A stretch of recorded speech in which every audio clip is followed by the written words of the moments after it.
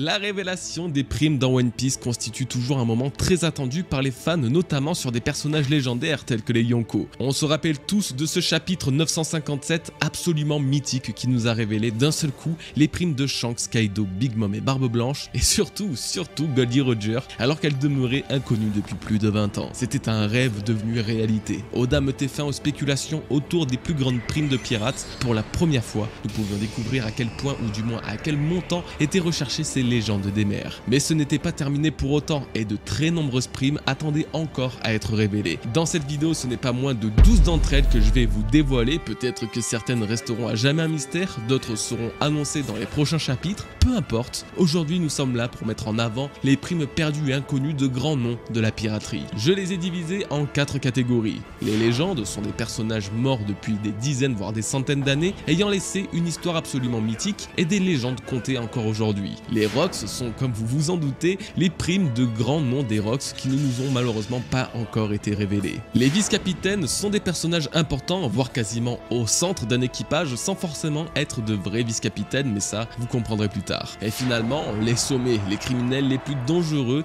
et recherchés du monde. Alors installez-vous confortablement, lâchez votre meilleur like pour montrer votre soutien à cette nouvelle vidéo et abonnez-vous pour ne pas louper les prochaines. Merci à tous. Cette vidéo commencera après un très court placement de produit, alors vous êtes prêts ? Allons-y. Vous en avez marre des navigateurs internet ternes, vieux, démodés qui consomment toutes les ressources de votre PC? Moi aussi, et c'est la raison pour laquelle je vais vous présenter aujourd'hui Opera GX. Passez enfin au niveau supérieur avec ce navigateur dans l'air du temps, et je vais dès à présent vous présenter ses fonctionnalités parce qu'il y en a beaucoup. Déjà, vous pouvez importer facilement tous les paramètres de votre navigateur actuel dans Opera GX afin de conserver vos favoris, votre historique de navigation, etc. Au moins, vous ne repartez pas de zéro et ça c'est cool. L'un des principaux avantages, c'est pouvoir contrôler la RAM et le processeur qu'Opera GX utilise sur votre PC grâce au GX Control. La différence avec Google Chrome est parfaitement visible. Si vous aimez la personnalisation et naviguer dans un style qui vous fait kiffer, la fonction GX Mode sera sûrement votre préférée. Le mode anime saura sans aucun doute charmer bon nombre d'entre vous. Des effets vidéo totalement dans le thème de l'univers animé, des effets sonores à l'ouverture et fermeture des onglets, des sons de clavier ou même des musiques de fond pour une totale immersion. Et surtout, vous pouvez effectuer les modifications que vous voulez sur le mode en question afin de l'adapter à vos besoins. Une autre fonctionnalité nommée GX Corner vous permettra d'accéder facilement à une page qui vous sera destinée, des vidéos pour vous mais aussi des jeux gratuits, des offres promotionnelles et de l'actualité gaming. Si toutes ces fonctionnalités vous ont intéressé, alors n'hésitez pas à télécharger dès aujourd'hui gratuitement Opera GX avec mon lien en description. D'ailleurs, petit plus, grâce à ce lien, vous aurez accès directement à mes dernières vidéos quand elles sortiront. Merci à vous et à Opera GX d'avoir sponsorisé la vidéo. Le tout premier pirate, Vanderdecken. Vous rappelez-vous de Vanderdecken? Il s'agit bien du nom de l'homme-poisson pris d'amour pour Shirahoshi que nous avons découvert dans l'arc qui leur était destiné. Pourtant, ce n'est pas lui qui nous intéresse, non, mais son ancêtre. Si beaucoup ont tendance à oublier son existence dans l'histoire de One Piece, elle n'en est pas moins intrigante, car il pourrait s'agir du tout premier pirate ayant navigué sur les mers, ou du moins le plus vieux qui nous a été ouvertement dévoilé à ce jour. En effet, Vanderdecken 9 explique être le 8e descendant de cet homme. Si on utilise la même logique que notre monde, alors son ancêtre Vanderdecken devait vivre il y a seulement 200 ans. Cependant, nous sommes dans One Piece et Oda aurait volontairement fait de Vanderdecken premier du nom un pirate vivant à l'époque du siècle oublié, ou tout juste après. Brook lui-même, déjà très vieux, explique que la légende de Decken date de plusieurs centaines d'années, ce qui correspond davantage à cette idée. L'argument est très simple, il avait connaissance de l'existence d'une arme antique. Ces puissantes et mystérieuses armes ne sont connues que de très peu de personnes. Pourtant, certains élus parviennent étonnamment à découvrir leurs secrets. Decken disait que son ancêtre avait voyagé jusqu'au fond marin, à la poursuite de la sirène capable de dompter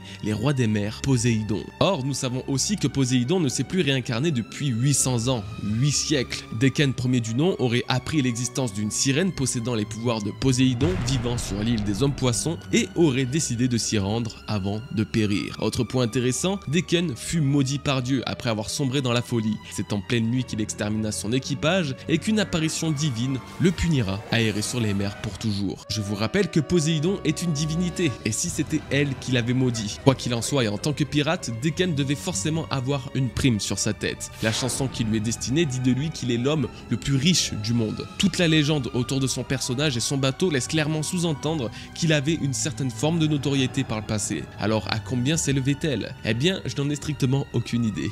Oui, je ne pense pas qu'on puisse vraiment connaître le montant de sa prime vu le peu d'informations à son sujet, et vous verrez que ça sera le cas pour bien d'autres pirates dans la suite de cette vidéo. Mais si je devais vraiment y mettre un montant, alors je dirais 500 millions de berries, qui reste à la fois très haut sans pour autant atteindre des chiffres exorbitants. Je voulais cependant mettre en avant son histoire mythique et son possible titre de premier vrai pirate ayant navigué sur les mers à la recherche de la princesse sirène Poséidon, l'arme antique capable de détruire le monde.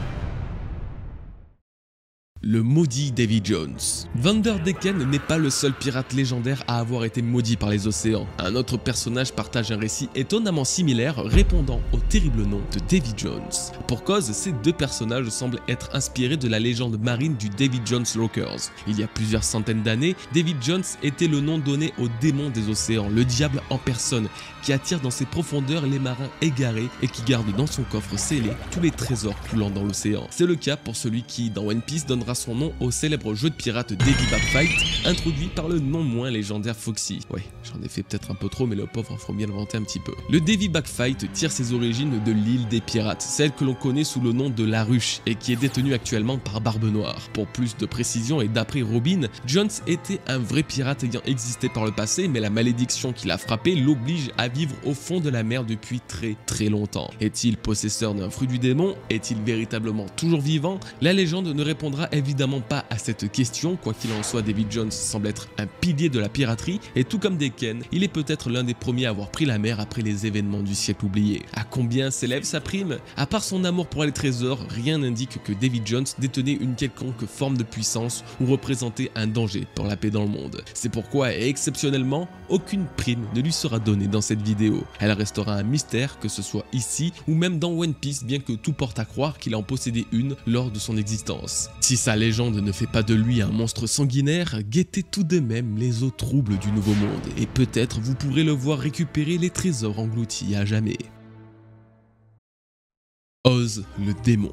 L'arc de Thriller Bark nous a introduit une légende qui pour le coup ne fut jamais mentionnée nulle part ailleurs auparavant. Pour cause, elle remonte à plusieurs centaines d'années en arrière et il s'agit de Oz, le transporteur de continents. C'est peut-être l'un des plus grands vestiges du passé qui nous a été donné de voir. Un géant antique, reconnu à travers le monde pour sa force inégalée et inégalable, réputé également pour son titre de leader d'un certain pays qu'il aurait créé de lui-même. Ce pays existe apparemment encore aujourd'hui, certaines théories veulent qu'il s'agisse de Wano Kuni, mais pour l'heure, rien ne le confirme. En tout cas, la réputation d'Oz est intacte malgré les siècles qui sont passés. C'est pourquoi Oz devait avoir, il y a 500 ans, une prime s'élevant à plus de 1 milliard et 500 millions de berries. Il est facile de justifier un montant de ce calibre, que ce soit par sa race de géants antiques, connu pour être encore plus grand et puissant que les géants normaux, son attitude de leader ayant carrément créé un pays de criminels, ou bien encore sa légende de transporteur de continents laissant imaginer la facilité avec laquelle il pouvait détruire les pays à lui seul. Quand on sait que le gouvernement mondial a déjà essayé de le cloner pour en faire une armée invincible, nul doute que la puissance des anciens géants, et notamment celle de Oz, devait faire régner la terreur et la désolation. Et surtout, nous avons Oz Junior sur lequel nous reposer. Bien qu'il ait fait partie de l'équipage de Barbe Blanche, sa prime s'est levée à 500 millions de berries. Pourtant, il semblait assez pacifique à en juger sa mentalité. Les 500 millions seraient justifiés à la fois par son affiliation avec Newgate, certes, mais surtout par ses origines remontant 500 ans plus tôt, là où nous retrouvons son ancêtre Oz qui aurait été, lui, recherché pour plus d'1,5 milliard de berries. L'homme aux 1000 trésors, Captain John. Qui d'autre que le grand Captain John pour introduire les Rocks? Ce pirate aujourd'hui mort depuis de longues années, à en juger la décomposition de son cadavre apparu sur Thriller Bark et contrôlé par les ombres de Moria, est très certainement l'une des plus importantes légendes de One Piece. Pourquoi? Pour son trésor évidemment. Un trésor assez faramineux et précieux pour que Baggy se soit lancé dans la quête pour l'obtenir. Un trésor qui nécessite une carte au trésor des plus originales, un bracelet dont la véritable utilisation reste encore inconnue connu à ce jour. Si le mystère reste entier sur la localisation d'un tel butin et même sur sa vraie valeur, le mythe de John, lui, est immuable. Sa notoriété, il la doit aussi et surtout à l'équipage des Rocks. Captain John fut en effet cité par Sengoku aux côtés de Shiki, Kaido, Big Mom et Barbe Blanche comme ayant fait partie du groupe monstrueux de Rocks dit Chebek. Avoir navigué aux côtés de ces monstres est bel et bien la preuve de force incommensurable, en plus d'avoir collecté un trésor sans précédent et d'avoir fait partie de l'un des plus grands équipages de pirates que le monde ait connu. On y vient donc à combien s'élevait la prime de John. Combien valait l'une des légendes de la piraterie? Vous voulez la version terre à terre ou la version extrapolée? Car on pouvait rêvasser et scander haut et fort que John possédait une prime de 2 milliards de berries. Avec la légende qu'il a laissée derrière lui, c'est un montant totalement honorable. Cependant, il y a fort à parier qu'elle ne soit pas si élevée. En étant alors plus raisonnable, je donnerais un montant maximum de 1 milliard de berries à Captain John lorsque les Rocks étaient au sommet. Si ça vous semble encore une fois trop haut, rappelez-vous que la prime de Kid en arrivant sur l'archipel des Sabaody s'élevait à 315 millions. C'était énorme à ce moment-là et elle fut justifiée par la cruauté du supernova vis-à-vis des citoyens du monde, n'hésitant pas à causer de grands dégâts chez les civils. Les Rocks étaient eux carrément considérés comme des terroristes par le gouvernement mondial, c'était l'équipage qui faisait régner la terreur sur les mers par excellence. Toutes les primes de leurs membres devaient être incroyablement hautes pour la simple et bonne raison qu'au-delà de leur puissance, ils étaient dangereux, très dangereux. Alors si à mon humble avis, John devait avoir l'une des plus petites primes de cet équipage, elle n'en restait pas moins exceptionnellement haute et totalement justifiée par la terreur que faisait régner son capitaine. Shiki, le lion d'or. Ok, là on s'attaque à un autre très gros morceau, Shiki le lion d'or, boss final du film Strong World, mais également première vraie légende antagoniste introduite dans One Piece. C'est un personnage très particulier n'étant jamais véritablement apparu dans le manga, il reste malgré tout très présent dans l'histoire à travers les multiples mentions que l'on fait de lui, et bien qu'il ait perdu face à Luffy, ne s'étant pas encore entraîné avec Rayleigh pendant 2 ans, il reste un pirate très puissant n'ayant pas hésité à affronter Roger. Mais l'un de ses plus grands faits d'armes fut sans doute l'attaque solitaire qu'il a menée sur Marineford face à Sengoku et Garp, résultant à son emprisonnement, mais également à la destruction de la moitié de l'île. Shiki était lui aussi à la recherche des armes antiques et savait que Roger connaissait leur position, en plus d'être un homme d'une grande puissance, de posséder un fruit du démon au potentiel énorme et d'avoir une flotte de navires considérable sous ses ordres, il connaissait l'existence de ce qui doit normalement rester secret. Malheureusement, et c'est pourquoi il est dans cette vidéo, mais la prime de Shiki ne fut jamais connue, bien que cela fait plus de 13 ans qu'Oda l'ait ajouté dans l'histoire. À combien pourrait alors s'élever la prime de l'un des pirates les plus mythiques que la mer ait porté? Shiki aurait été recherché pour pas moins de 3 milliards de berries. Un montant fou mais qui ne l'est finalement pas tant que ça quand on sait d'où vient cet homme. Il fut par le passé l'un des membres de l'équipage du Grand Chebek, tout comme le Capitaine John. Shiki était un Rocks et je peux utiliser les mêmes arguments que John pour vous expliquer à quel point il devait représenter un danger pour le gouvernement. À partir du moment où ils ont attaqué God Valley, chacun d'eux ont dû voir leur prime et leur dangerosité augmenter de manière indescriptible. Shiki en particulier a très bien su rebondir après la dissolution de l'équipage, comme l'attestent les navires autour de lui dans la bataille d'Edward, celle le confrontant à Goldie Roger. Une telle flotte prouve bel et bien que sa notoriété n'était pas à prendre à la légère pour le gouvernement et que de nombreux et puissants pirates étaient sous son drapeau. Sans compter l'attaque sur Marineford précédemment citée, Shiki a marqué l'histoire de la marine et du gouvernement mondial en étant l'un des premiers prisonniers à s'être évadé d'Impel Down, prison normalement réputée inviolable. Alors oui, après tous ces événements et peut-être aussi d'après tous les secrets qu'il a pu découvrir sur God Valley, Shiki aurait été recherché pour plusieurs milliards de berries et c'est totalement justifié pour un pirate aussi mythique et important de sa génération qui considérait Roger comme son plus grand rival. Chebek, le roi du monde. Après avoir mentionné 2 membres des Rocks dont la prime reste totalement inconnue, le temps ne serait-il pas venu de parler du capitaine de cet équipage des enfers? Les mythes, légendes et hauts faits qui lui sont attribués sont plus impressionnants et terrifiants que la plupart des pirates de One Piece, et un seul chapitre suffit à mettre tout le monde d'accord. Rocks dit Chebek, terreur ultime des mers il y a plus de 40 ans, était sans le moindre doute le pirate et le révolutionnaire le plus craint de toutes les mers. Ses actions terroristes envers le gouvernement mondial et les citoyens lui octroie effectivement et très clairement le rôle de révolutionnaire avant même Dragon. Cet homme était, dit-on, la première et la plus grande menace que Roger eut à affronter, surpassant ainsi Barbe Blanche, pourtant considéré comme son rival de toujours. Son équipage n'était composé que d'hommes et de femmes qui deviendront les plus grands noms de la piraterie en ne comptant que Kaido, Big Mom et Barbe Blanche. Chebek était le capitaine de 3 des 4 futurs empereurs des mers. Des monstres qui ont régné des décennies avec une suprématie incontestable étaient pourtant les petits de Chebek. Chebec. Je crois que même encore maintenant, on ne s'en rend vraiment pas compte de l'influence qu'avait Chebec sur les mers il y a plus de 40 ans. Contrairement à Roger et Barbe Blanche qui ont vu leur prime être révélée au chapitre 957, chapitre qui introduira l'histoire des Rocks et God Valley au lecteur, Oda s'est bien gardé de dévoiler le montant de la prime du capitaine.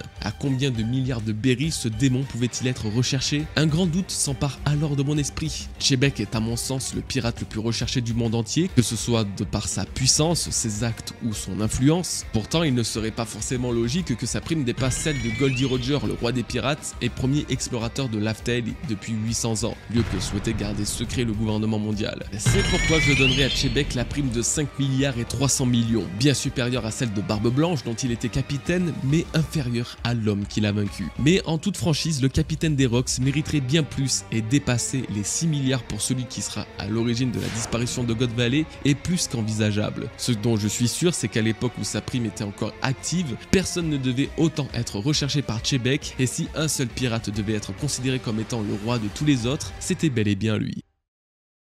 Le samouraï de Wano Kuni, Kozuki Oden. Il y a des personnages dans One Piece qui marquent l'histoire comme jamais. Évoquer simplement leur nom, en plus de vous procurer des frissons indescriptibles, vous remémorera les moments les plus marquants que cette œuvre ait connus. Kozuki Oden, le grand samouraï de Wano Kuni, est l'un de ces personnages. Descendant direct de la famille à l'origine des poneglyphes, ces stèles antiques et indestructibles, portant un message caché, Oda avait tout d'un personnage atypique. On pourrait parler des heures de l'influence qu'a eu Oden dans le monde.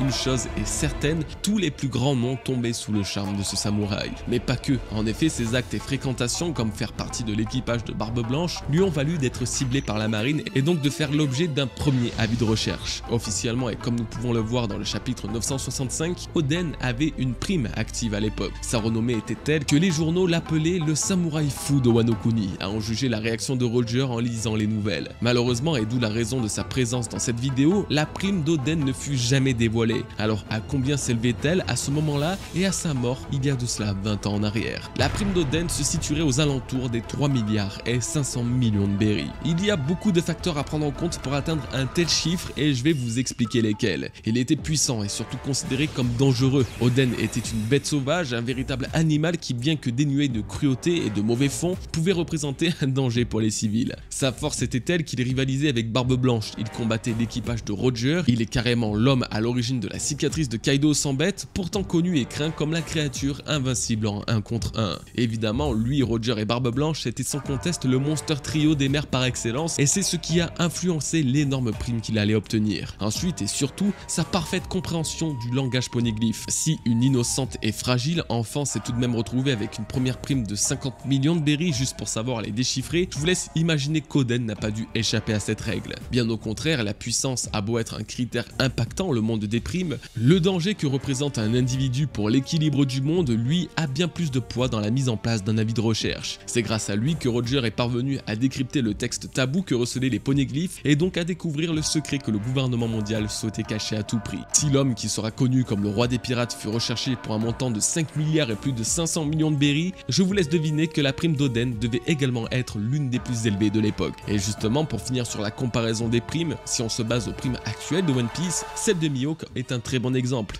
Elle s'élève à un montant de 3 milliards 590 millions et je vois très mal Oden avoir moins que ce dernier alors que l'aventure qu'il a vécue a littéralement changé le monde. Celle de Nico Robin est également une prime pertinente à comparer, pas loin de 1 milliard de berries pour l'archéologue de l'équipage. Est-ce pour autant trop? Absolument pas, et sa prime est entièrement justifiée, alors imaginez celle de Kozuki Oden, originaire d'un clan antique et qui a découvert la véritable histoire aux côtés de Roger. 3 milliards est très clairement le minimum que l'on puisse espérer pour un tel personnage. Je persiste à espérer qu'Oda nous révèle un jour cette prime qu'il cache jalousement depuis plus d'une centaine de chapitres maintenant et nous pourrons alors voir à quel point nous étions loin du compte. Ou non.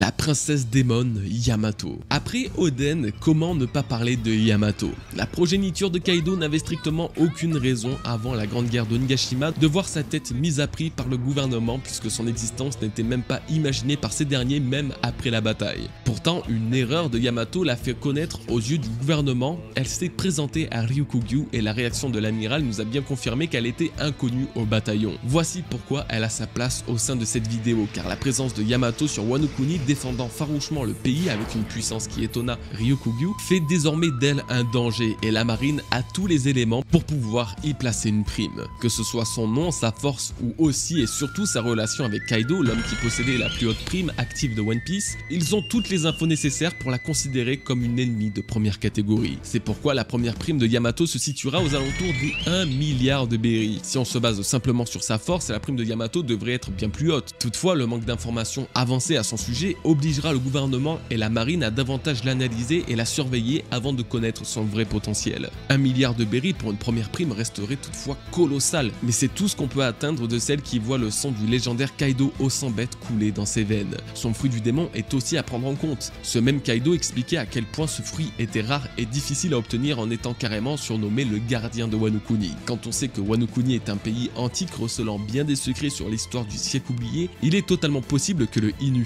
no Mi modèle Okuchi no Makami ait eu un rôle crucial il y a 800 ans. Et si c'est le cas, alors tout comme le Gomu Gomu no Mi coûtant à l'origine 5 milliards de berry et cachant un pouvoir bien spécial, Yamato posséderait elle aussi un fruit du démon très peu apprécié du gouvernement mondial, ce qui augmenterait alors davantage sa prime dans le futur.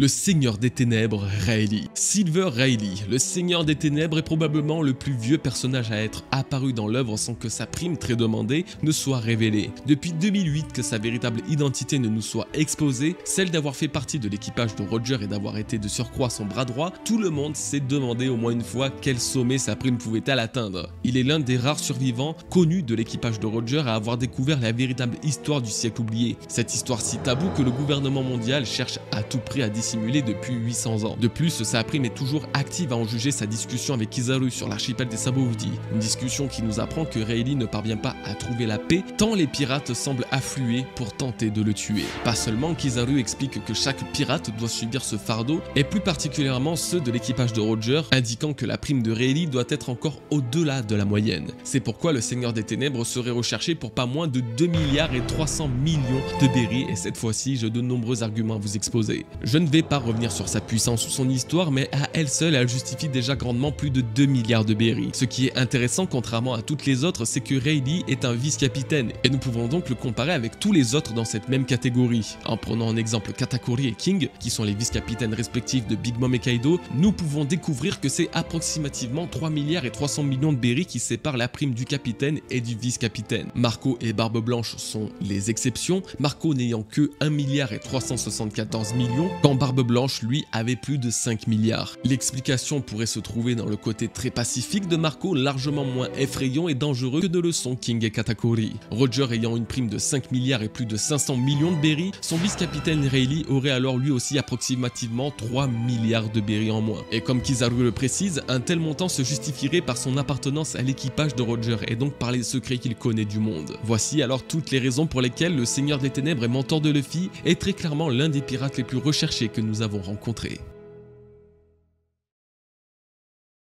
L'aile du roux, Beckman.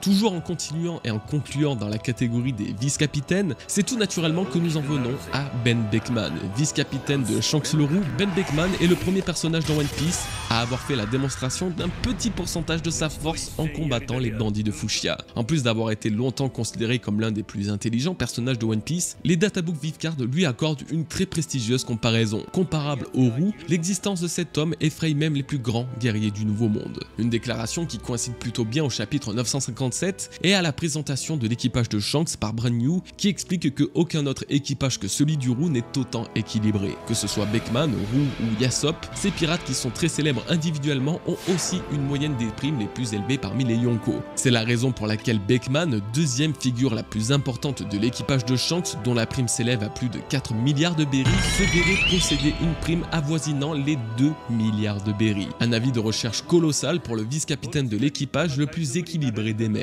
Mais sa place aux côtés de Shanks n'est vraiment pas le seul argument. Au contraire, quand on voit la crainte que Beckman inspire chez les plus puissants membres de la marine tels que les amiraux, on comprend très facilement le danger qu'il représente. Pourtant, et à l'inverse de pas mal de pirates mentionnés dans cette vidéo, les primes de Shanks et son équipage ne sont pas basées sur les horreurs qu'ils ont commises. Certes, le Roux a dépassé le milliard après qu'on lui a attribué les événements d'Elegia et sa destruction, alors qu'il en était au contraire le sauveur, mais en règle générale, il ne représente aucun danger pour les citoyens. Voici pourquoi les primes sont exceptionnelles, elles se basent sur sur leur force, leur influence et leur leadership au-delà de la terreur qu'ils peuvent inspirer. Preuve supplémentaire que cet équipage est réellement celui qui règne aujourd'hui sur les mers.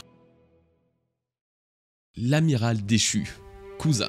Arrivons-nous enfin vers le final de cette vidéo avec les plus grandes primes que la Terre ait pu porter? C'est effectivement le cas et on commence tout de suite avec un personnage assez particulier puisqu'il n'est pirate que depuis très récemment. Je parle évidemment de notre très cher Kuzan alias Aokiji. L'ancien amiral de la marine a, depuis l'ellipse, rejoint les rangs de l'équipage de Barbe Noire. Le combat fatidique qu'il a mené pendant des jours face à Akainu sur Pankazard a laissé de grandes séquelles, que ce soit physiques ou psychologiques. C'est suite à cet événement qu'il a rejoint l'équipage du nouvel empereur, celui ayant pris la place de Barbe Blanche, tout en étant sans aucun doute le plus dangereux et menaçant. Malgré son passé d'amiral, il est donc évident qu'Aokiji n'échappera pas, lui non plus, à la traque incessante de la marine en voyant sa tête être mise à prix. Pour quel montant? Compte tenu de sa puissance colossale et de la haute trahison dont il a fait preuve et des secrets qu'il peut connaître sur la marine, Kuzan serait recherché pour pas moins de 3 milliards et 500 millions de berries.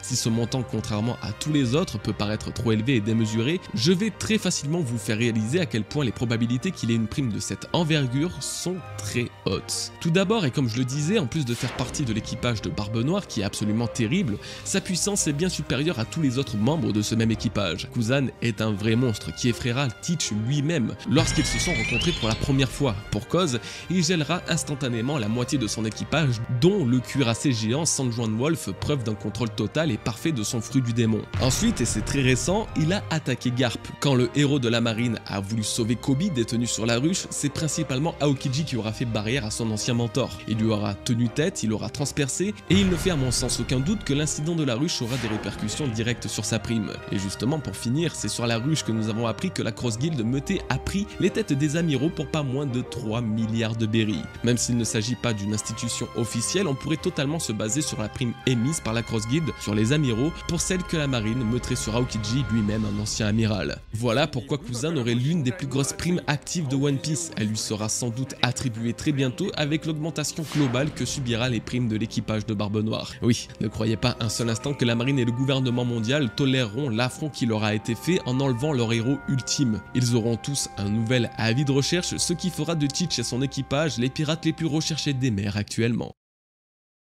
Le plus grand génie du monde, Vegapunk. Passons désormais à un autre personnage que je ne pensais pas ajouter dans cette vidéo à l'origine, pour tout vous dire. Mais les derniers événements des chapitres de One Piece laissent totalement croire que Vegapunk est lui aussi une future prime sur sa tête. Après avoir étudié l'histoire du siècle oublié à travers les récits survivants d'Ohara, Vegapunk s'est rapproché plus que quiconque des véritables mystères du monde. Des mystères que le gouvernement souhaite cacher. Ce tabou découvert par le scientifique de génie, pourtant à la solde du gouvernement depuis plusieurs dizaines d'années maintenant, a totalement impacté sa position quasiment intouchable. Il a beau être un élément très précieux, le Gorosei n'a pas hésité à ordonner sa capture et même sa mort. Et de leur point de vue, ça paraît totalement logique car au-delà d'avoir étudié la même histoire, Vegapunk, grâce à son intelligence, est allé bien plus loin dans ses découvertes, faisant de lui un danger infiniment plus sérieux que toute la civilisation d'Ohara. Mais plus encore, c'est le génie créatif et scientifique qui fait de Vegapunk une menace sans précédent pour le gouvernement. Sa dernière invention, Mother Flame, est une arme capable de détruire un royaume en un seul instant,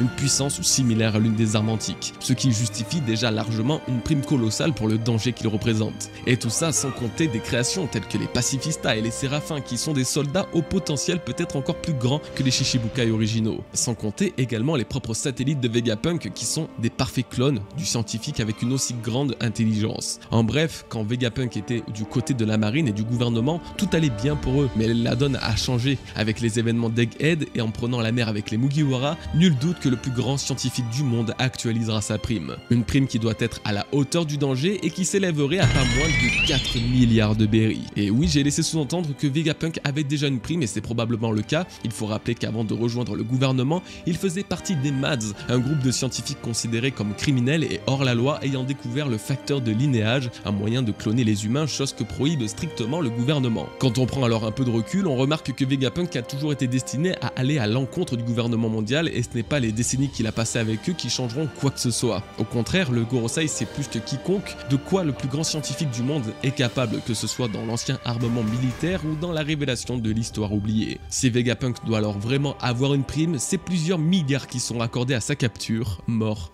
ou vif.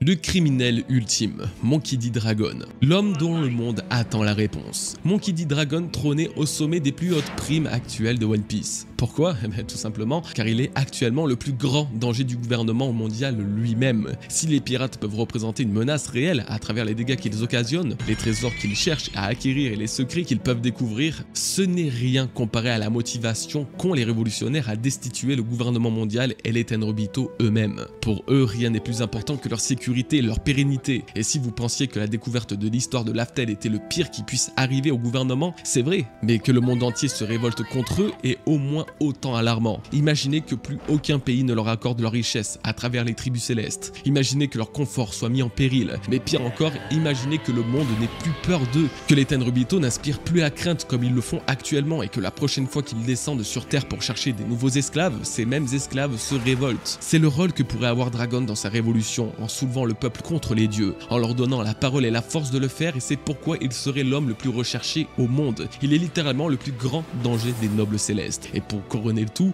Dragon semble s'intéresser à l'histoire antique du monde, à en juger l'intérêt qu'il avait pour Nico Robin, qu'il considère comme la lumière de la révolution. Comme si la consécration de sa révolution, en plus d'écraser le gouvernement, serait de révéler le cachet qu'il cache depuis 800 ans. Dragon symbolise à l'heure actuelle, et bien au-delà des pirates, l'ennemi principal du gouvernement, et c'est la raison pour laquelle sa prime s'élèverait au-delà des 6 milliards de berries. Dragon cumule en un seul être tous les facteurs importants justifiant une prime de grande envergure. L'influence qu'il a à travers le monde, les centaines voire milliers de soldats servant sa cause, le désir de destituer les Tenryubito et surtout la possibilité de le faire. Peut-être qu'être le porteur du dit est aussi un argument en faveur de l'augmentation de sa prime, quoi qu'il en soit, ce sont toutes ces choses qui font du père de Luffy le plus recherché au monde. Ça en fait des primes au montant exorbitant. Et vous les bros, quel est votre avis sur ces primes? Lesquelles sont pour vous parfaites ou au contraire totalement déconnectées de la réalité? Ça reste mon avis et mon interprétation, alors n'hésitez pas à partager les vôtres pour qu'ensemble on puisse prédire ces primes et éventuellement leur apparition. Si la vidéo vous a plu, je vous invite bien évidemment à la liker, à vous abonner, elle m'aura demandé beaucoup de travail, donc c'est très clairement la meilleure récompense que vous pourrez m'offrir. Merci beaucoup. Je tiens aussi à vous rappeler deux choses, le concours pour gagner cette magnifique figurine du Gear 5 de Luffy est toujours en cours sur Twitter, donc profitez-en, c'est bientôt la fin, dépêchez-vous. Également, rejoignez-nous sur Twitch car ce soir, il y a peut-être un petit live avec un petit opening de carte One Piece, on verra. Je vous souhaite à tous un bon week-end et je vous dis à très bientôt pour une nouvelle vidéo. Peace!